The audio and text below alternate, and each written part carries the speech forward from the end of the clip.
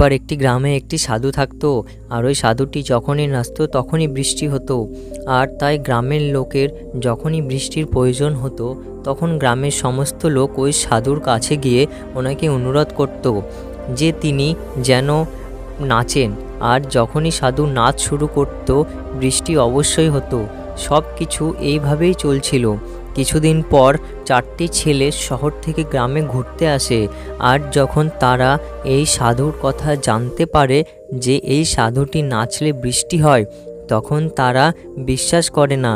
তাই শহরের এই 4টি ছেলে গ্রামের লোকজনকে বলে, যদি আমরা নাচি তাহলেও বৃষ্টি হবে, আর আমরা নাচার পরেও যদি বৃষ্টি না হয় তাহলে সাধু নাচলেও বৃষ্টি হবে না। এটা বলে ওই 4টি ছেলে ওই সাধুকে চ্যালেঞ্জ করে। পরের দিন গ্রামের লোকজন ওই 4টি ছেলেকে নিয়ে সাধুর কাছে গিয়ে পৌঁছায়, আর গ্রামের লোক ওই সাধুকে সমস্ত কথা বলে। এরপর ওই ছেলেগুলো নাচা শুরু করে। প্রথম ছেলেটি 30 মিনিট নাচার পরে ক্লান্ত হয়ে হার মেনে নেয়, কিন্তু তখন আকাশে অনেক রোদ, মেঘের কোনো দেখা নেই।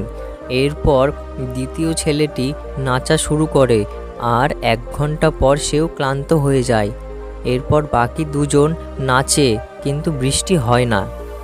এরবার সাধুর নাচার কথা, সাধু নাচা শুরু করে, 1 ঘন্টা হয়ে যায় কিন্তু বৃষ্টি হয়নি। আর সাধু তখনও নাচতেই থাকে। 2 ঘন্টা পার হয়ে যায় কিন্তু বৃষ্টি তাও হয়নি। 4 ঘন্টা পার হয়ে যায় কিন্তু বৃষ্টি এখনও হয়নি। সাধু তখনও নেচেই যাচ্ছে। ধীরে ধীরে সন্ধে হতে শুরু করে, আর তখনই আকাশে মেঘ জমা হয়, বিদ্যুৎ চমকায় এবং প্রচণ্ড বৃষ্টি হওয়া শুরু হয়। ওটা দেখে ওই 4টি ছেলে অবাক হয়ে যায়, আর তারা সাধুর পা ধরে ক্ষমা চায়। এরপর ওই 4টি ছেলে সাধুকে জিজ্ঞেস করে যে, বাবা, এটা কিভাবে সম্ভব যে আমরা নাচলাম বৃষ্টি হলো না, আর আপনি নাচলেন বৃষ্টি হলো? এরপর সাধু উত্তর দেয়, যখন আমি নাচি তখন আমি 2টি কথা মাথায় রাখি। প্রথমত, আমি এটা ভাবি যে আমি নাচলে বৃষ্টি হতেই হবে, আর দ্বিতীয়ত, আমি ততক্ষণ পর্যন্ত নাচব যতক্ষণ না বৃষ্টি না হয়। যারা জীবনে সফল হয় তারাও ঠিক এমনই চিন্তা করে। এরা যে কাজ করে সেই কাজ সফল হবার বিশ্বাস রাখে, আর এরা ততক্ষণ পর্যন্ত সেই কাজটা করতে থাকে যতক্ষণ না তারা সেই কাজে সফল না হয়ে যায়। তো বন্ধুরা, এই গল্পটি ছোট হতে পারে, কিন্তু এই গল্প থেকে আমরা অনেক কিছু শিক্ষা নিতে পারি।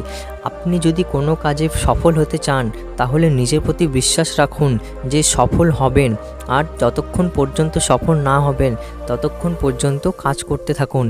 ধন্যবাদ। তো বন্ধুরা, পরবর্তী যদি কোনো ভালো গল্প পেতে চাও অবশ্যই লাইক, শেয়ার এবং চ্যানেল সাবস্ক্রাইব করে দিও।